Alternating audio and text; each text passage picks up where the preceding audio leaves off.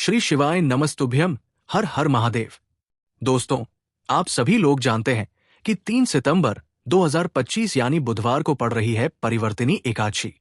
ये वो तिथि है जो भाद्रपद महीने में पड़ने वाली सबसे बड़ी तिथि है, क्योंकि ये बुधवार के दिन पड़ रही है और इसका बहुत ही बड़ा और विशेष महत्व होता है।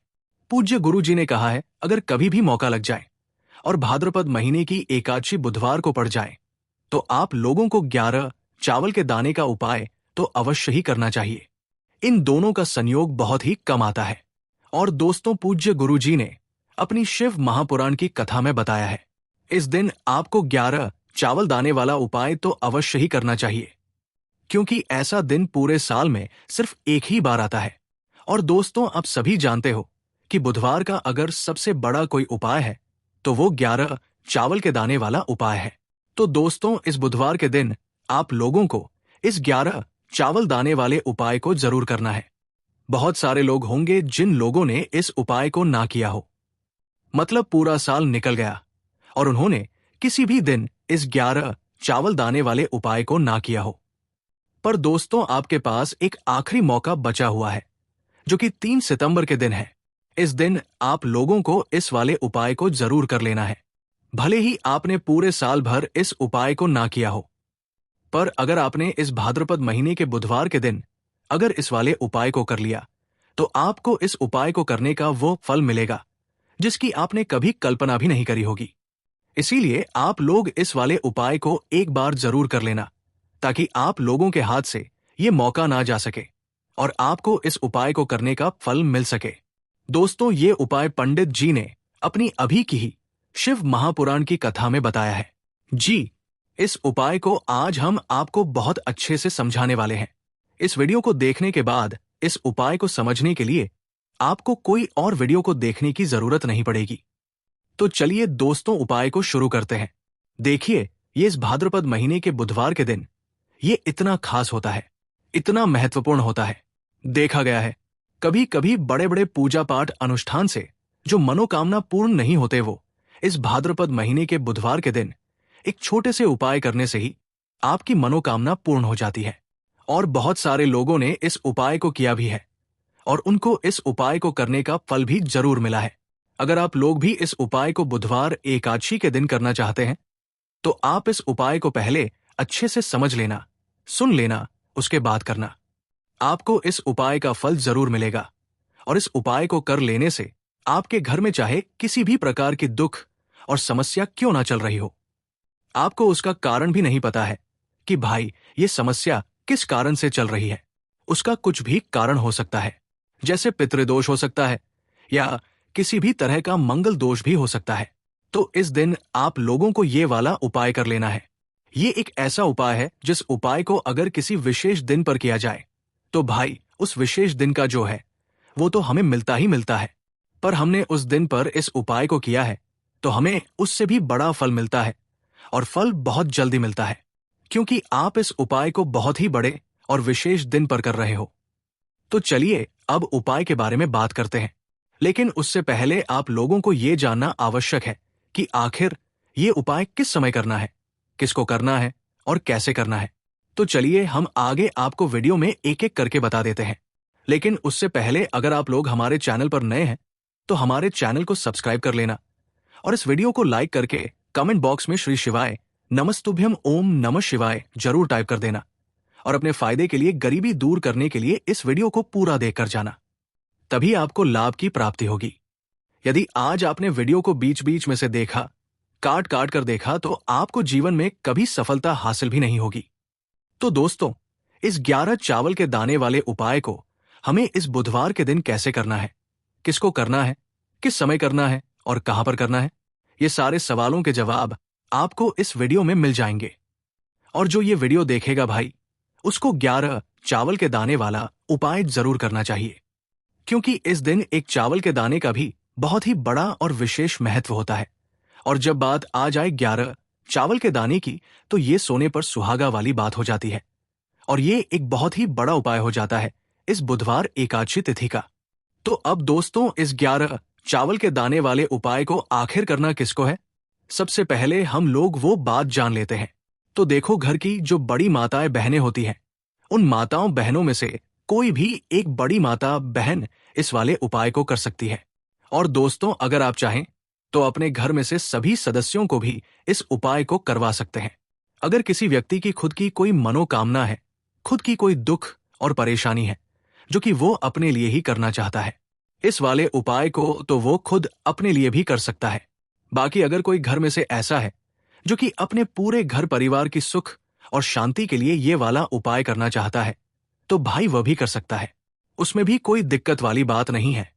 कहने का मतलब यह है कि इस उपाय को हर एक सदस्य भी कर सकता है और पूरे घर परिवार के सदस्य के लिए घर की बड़ी माताओं बहनों में से कोई एक माता बहन भी कर सकती है। माताएं बहनें अगर घर में उपस्थित ना हो या वो ये वाला उपाय ना कर पा रही हो, तो फिर घर का कोई बड़ा सदस्य भी इस 11 चावल के दाने वाले उपाय को कर सकता है, चाहे फिर वो पुरुष ही क्यों ना हो। उसमें कोई भी दिक्कत वाली बात नहीं है। अब दोस्तों, इस 11 चावल के दाने वाले उपाय को हमें करना कहां पर है? हमें इसे शिव जी के मंदिर में जाकर करना है। बहुत सारे लोग प्रश्न करते हैं, हर एक उपाय को करते समय क्या हम इस उपाय को घर पर कर सकते हैं? तो इस वाले उपाय को आप घर पर नहीं कर सकते हो। इस वाले उपाय को करने के लिए आपको शिव जी के मंदिर ही जाना पड़ रहेगा। उसके बाद में दोस्तों, जो अगला प्रश्न निकल कर आता है वो ये आता है इस उपाय को लेकर कि आखिर इस उपाय को हमें किस समय करना है? सुबह के समय करना है कि शाम के समय करना है? तो देखो, इस वाले उपाय को आप लोग सुबह के समय भी कर सकते हो और शाम के समय प्रदोष काल में भी कर सकते हो। अब अगर आप पूछो कि भाई सबसे उत्तम समय कौन सा रहेगा इस 11 चावल के दाने वाले उपाय को करने का, तो हम आपसे बस यही कहेंगे कि इस उपाय को आप सुबह के समय करेंगे तो ज्यादा बेहतर होगा। बाकी अगर प्रदोष काल शाम के समय भी करेंगे तो भी अच्छा होगा। उसमें कोई भी दिक्कत वाली बात नहीं है। तो अब दोस्तों, जो अगली सबसे बड़ी और महत्वपूर्ण बात आती है वो ये आती है कि सुबह अगर हम उपाय को करेंगे तो हमें कितने बजे से लेकर कितने बजे तक के बीच में करना है, और शाम के समय प्रदोष काल में करेंगे तो हमें कितने बजे से लेकर कितने बजे के बीच में करना है। तो देखो, सुबह जितनी जल्दी हो सके आप उपाय को करने की कोशिश करना। बाकी अगर किसी कारणवश लेट भी हो जाओ, थोड़ी देर भी हो जाए, तो 10 या 11 बजे तक भी आप उपाय कर लेना, पर 12 बजे से ज्यादा देरी ना हो। ठीक है, इस बात का ध्यान रखना। उसके बाद में दोस्तों, अगर शाम के समय प्रदोष काल की बात करें, प्रदोष काल का जो समय होता है वो शाम के 6 बजे से शुरू हो जाता है। मतलब शाम के 6 बजे से लेकर 7 बजे के बीच का जो समय होता है, ये समय प्रदोष काल का समय होता है। पर अभी जो मौसम चल रहा है, इस मौसम में जो है शाम बहुत देरी से होती है, तो आप इस उपाय को 7 या 8 बजे के बीच में भी कर सकते हो। मतलब शाम के 6 बजे से रात 8 बजे के बीच में आप कभी भी इस वाले उपाय को कर सकते हो। उसमें कोई भी दिक्कत वाली बात नहीं है। अब दोस्तों, यहां पर इस उपाय को लेकर एक और सबसे बड़ी बात ये निकल कर आती है कि इस 11 चावल के दानों को हमें लेना कहां से होता है, और हमें इस उपाय को करने के साथ में क्या और कुछ भी सामग्री ऐसी होती है जो शिव जी के मंदिर लेकर जानी पर डिटती है। तो देखो, यहां पर हम आपको बता दें, सबसे पहले आप लोग ये जान लो कि भाई ये जो 11 चावल के दाने वाला उपाय है, सिर्फ और सिर्फ आप उपाय की सामग्री लेकर कभी भी शिव जी के मंदिर मत जाना, क्योंकि हमें भगवान के सामने ये नहीं दर्शाना है कि अगर हम भगवान शिव जी के मंदिर आए हैं तो अपने फायदे के लिए आए हैं। तो इसलिए जो भी पूजन सामग्री है, उपाय सामग्री है, 11 चावल के दाने, इसके साथ में आपको पूजन सामग्री भी जरूर लेकर जाना है। देखो, अगर सुबह के समय उपाय कर रहे हो तो सीधी सी बात है, एक लोटा जल तो आप लेकर जाओगे ही जाओगे। वही एक लोटा जल अगर मिट्टी का जल हो तो बहुत अच्छा रहेगा। मिट्टी का जल कैसे बनाया जाता है, इसके लिए हमने पहले से बहुत सारी वीडियोस बना दी है। आपके पास इस दिन एक आखिरी मौका रहेगा मिट्टी का जल शिव जी पर चढ़ाने का और उपाय को करने का। बहुत बड़ा आपको इस दिन फल मिलेगा। तो इसलिए इस दिन हो सके तो भाई मिट्टी का जल चढ़ाना, तो अपने साथ में कम से कम एक लोटा जल तो आपको लेकर जाना ही जाना है। अगर मिट्टी का जल नहीं है तो घर का जल भी आप इस्तेमाल कर सकते हो। इसके अलावा जो भी पूजन सामग्री है, देखो 11 चावल के दाने ये अलग आपके रहेंगे और जो आपकी पूजन सामग्री रहेगी वो अलग रहेगी।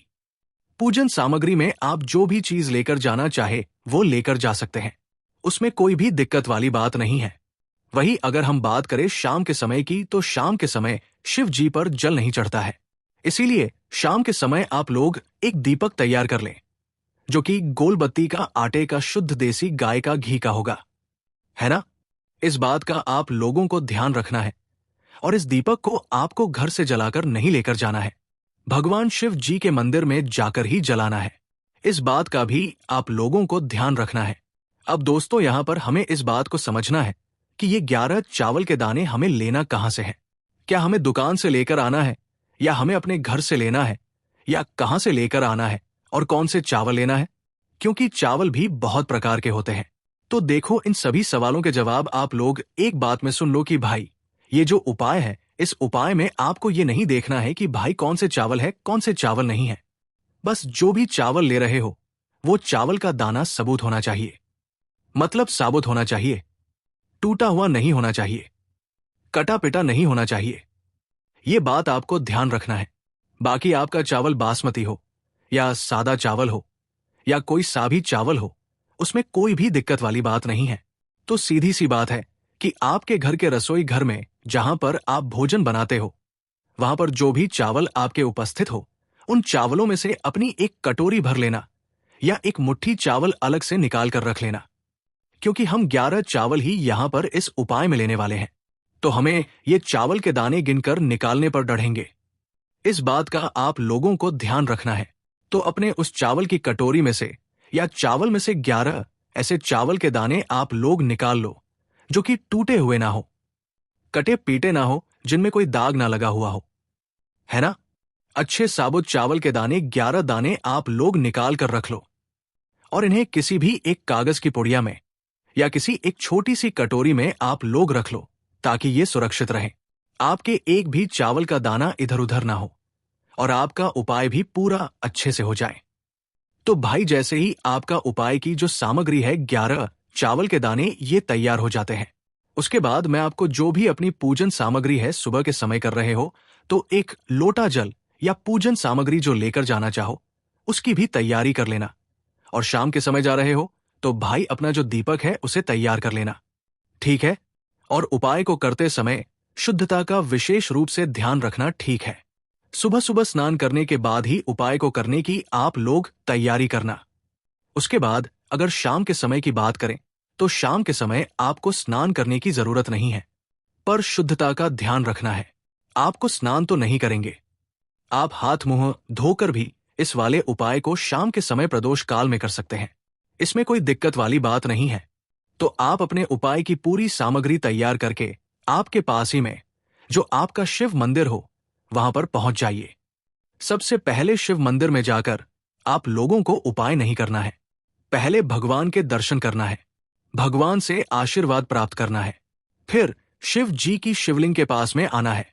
शिवलिंग के पास में आने के बाद आप जो पूजन सामग्री लेकर आए हुए हैं, जैसे कि सुबह गए हुए होंगे, तो एक लोटा जल और जो भी पूजन सामग्री लेकर आए हैं, आप उनसे भगवान शिव जी की पूजन कीजिए। सबसे पहले तो एक लोटा जल ही चढ़ेगा, उसके बाद में आपकी पूजन सामग्री चढ़ेगी। उसके बाद में अगर दोस्तों शाम के समय अगर आप इस उपाय को कर रहे हो, तो अपने साथ में कम से कम एक जो दीपक है गोल बाती का, जो आप अपने साथ में लेकर गए हो, उस दीपक को मंदिर में जाकर अपनी माचिस से जलाना है, और उस दीपक को शिवलिंग के पास में रखना है, ठीक है। इस दीपक को रखने के बाद ही आप लोगों को अपना ये वाला उपाय शुरू करना है, और दीपक को ज्यादा पास में मत रखना। वैसे भी गर्मी पड़ रही है, भगवान शिव जी को आंच नहीं लगनी चाहिए, है ना। तो भाई, जैसे ही आपकी पूजा अर्चना हो जाती है, आप भगवान शिव जी को प्रसन्न कर लेते हैं। उसके बाद में शिवलिंग के पास ही में आप कहीं पर बैठ जाइए, सामने या आसपास जिस जगह पर आपको बैठना हो वहां पर बैठ जाइए, और अपने वो 11 चावल के दाने अपने सामने निकाल कर रख लीजिए, क्योंकि अब यहां पर उपाय को यहां पर करने की आपको तैयारी करना है। और इस तरीके से जब आप उपाय करेंगे, पूजन सामग्री करने के बाद, पूजन अर्चना करने के बाद, तो आपको उपाय का फल बहुत जल्दी और बहुत बढ़ा होकर मिलेगा। तो अपने 11 चावल के दाने अपने सामने निकाल कर रख लेना, और ये जो उपाय है ये आपकी सीधे हाथ की हथेली से होगा, इसलिए इस बात का भी विशेष रूप से ध्यान रखना है। तो सीधे हाथ की हथेली का प्रयोग करके ही आप लोग अपना इस वाले उपाय को करना। अपने सामने जो भी आपकी कागज की पुड़िया है उसको खोल कर रख लो, या कटोरी है तो भाई उसे अपने सामने रख लो और अपने वो 11 चावल के दाने निकाल लो। ठीक है। उसके बाद में दोस्तों अब आपको क्या करना है कि शिवलिंग आपके सामने होगी, तो आपने वो 11 चावल के दाने एक एक करके आपको शिव जी के शिवलिंग के ऊपर चढ़ाना है। कहां पर चढ़ाना है? शिवलिंग के ऊपर चढ़ाना है और कहीं पर भी नहीं चढ़ाना है। आपको अपने हथेली से तो शिवलिंग के ऊपर चढ़ना है, भले ही फिर वो अपने आप जलाधारी पर गिर जाए या मतलब वहीं पर गिर जाए, उसमें कोई दिक्कत वाली बात नहीं है, पर आप चढ़ाओ शिवलिंग के ऊपर ही। तो आपको क्या करना है? अपना पहला चावल का दाना उठाना है, श्री शिवाय नमस्तुभ्यम बोलना है और शिवलिंग पर चढ़ा देना है। इसी तरीके से दूसरा चावल का दाना उठा है, शिवलिंग पर चढ़ाना है और मंत्र बोल देना है, और फिर तीसरा चावल का दाना उठाना है, श्री शिवाय नमस्तुभ्यम बोलना है और चढ़ा देना है। इसी प्रकार से आपको पूरे 11 चावल के दाने एक एक करके शिव जी के शिवलिंग के ऊपर चढ़ाना है और भगवान से प्रार्थना करते जाना है। मतलब प्रार्थना तो आपको आखिरी में करना है, पर हर एक चावल के दाने को चढ़ाते समय श्री शिवाय नमस्तुभ्यम जरूर बोलना है। उसके बाद ही में ये चावल का दाना शिवलिंग के ऊपर आपको चढ़ाना है। जैसे ही आपके 11 चावल के दाने शिवलिंग के ऊपर चारज जाते हैं, तो भाई उसके बाद में आपको क्या करना है? भगवान से अपनी मनोकामना बोलना है। मनोकामना भी कब बोलना है? जब आपका 11 चावल का दाना आपके सीधे हाथ की हथेली में हो और आप उसे चढ़ाने के लिए जा रहे हो। श्री शिवाय नमस्तुभ्यम बोलकर उस आखिरी चावल के दाने को शिवलिंग के ऊपर चढ़ा देना और भगवान से फिर अपनी वो मनोकामना बोल देना, जिस मनोकामना के लिए आप लोग अपना ये वाला उपाय कर रहे हो, जिस भी दुख और परेशानी के लिए आप लोग अपना ये वाला उपाय कर रहे हो। उसके बाद में जैसे ही आप अपनी मनोकामना बोल देते हो, आपका ये वाला उपाय पूरा हो जाता है। पर दोस्तों उपाय को करने के बाद आप लोगों को 2 मिनट भगवान शिव जी के मंत्र का जाप जरूर करना है, और मंत्र का जाप करने के बाद भगवान से एक और बार प्रार्थना करना है अपनी मनोकामना के लिए या अपनी जो भी दुख और परेशानी है उसके लिए। इसके बाद में आप लोग भगवान को देखकर भगवान से प्रार्थना करके उनसे आशीर्वाद लेकर वहां से उठ सकते हैं और अपने घर पर जा सकते हैं। बस दोस्तों यहां पर ये वाला उपाय पूरा हो जाता है। इस तरीके से जो भी व्यक्ति छोटी छोटी चीजों का ध्यान रखते हुए इस 11 चावल के दाने वाले उपाय को करेगा, निश्चित सी बात है उसे उसकी मनोकामना जल्द ही पूर्ण होगी और जो भी दुख और परेशानी है वो भी बहुत ही जल्दी दूर होंगे। और दोस्तों अगर आपको हमारी ये वीडियो पसंद आई हो तो हमारे इस वीडियो को लाइक और चैनल को सब्सक्राइब जरूर करें। हर हर महादेव। ओम नमः शिवाय। आपको लेना है एक गोल बाती का दीपक। आप चाहे तो मिट्टी का ले सकते हैं या फिर घर से शुद्ध आटा मढ़कर उसका दीपक आप तैयार कर सकते हैं। इसके बाद आपको लेना है शुद्ध गाय का घी। अगर वो नहीं है तो कोई भी देसी घी इस्तेमाल कर सकते हैं, जिससे आपको दीपक प्रज्वलित करना है। देखो अब ये सब सामग्री लेकर आपको जाना है। प्रदोष काल में आपके घर पर तुलसी जी के घेरे के पास में देखो, ये उपाय तो आपको अवश्य करना है। देखो वहां पहुंचकर सबसे पहले वो दीपक आपको प्रज्वलित कर देना है और ओम नमो भगवते वासुदेवाय नमः का 11 बार जाप करना है। उसके बाद आपको अपने सीधे हाथ में थोड़ी हल्दी लेकर उस दीपक में अपना नाम और गोत्र बोलते हुए डाल देना है। उसके बाद माता लक्ष्मी से आपको प्रार्थना करना है कि हे महालक्ष्मी, हमारी सभी दुख तकलीफों को दूर करो। हे महादेव, हमारे सब दुख कष्टों को खत्म करो। इस भावना से आपको ये उपाय करना है। चलिए अब बात कर लेते हैं दूसरे उपाय की। दोस्तों आप सभी जानते हैं कि सोमवार का दिन समर्पित होता है भगवान महादेव को, यानी कि भगवान पार्वती को सोमवार का दिन समर्पित होता है। और जब भी हम शिवलिंग के ऊपर कोई भी उपाय करते हैं तो इससे हमें एक साथ भगवान महादेव की और पार्वती की कृपा प्राप्त हो जाती है। देखिए दोस्तों, गुरुदेव ने बताया आपके जीवन सोमवार के दिन किया जाने वाला ये सबसे खास श्रेष्ठ उपाय बनी हुई है। एक रुपयों को प्राप्त करने के लिए आपको बहुत अधिक मेहनत कर रहे हैं, तो आज रात्रि में सोने से पहले आपको हो ये एक चमत्कारी दीपक का उपाय अवश्य करना है। या फिर यदि आपका जो व्यापार है, बिजनेस है, दुकान है, वो अच्छे से नहीं चल पा रही है, तो आज रात्रि में इस विशेष दीपक का उपाय आपको अवश्य करना चाहिए। देखो दोस्तों, दीपक हमारे घर में सभी नकारात्मक शक्ति को बाहर करता है। ये उपाय आपको साल में केवल एक बार करने का ही मौका मिलता है। देखिए, इस उपाय के लिए आपको तुलसी जी की जो सूखी लकड़ी होती है उसे ले लेना है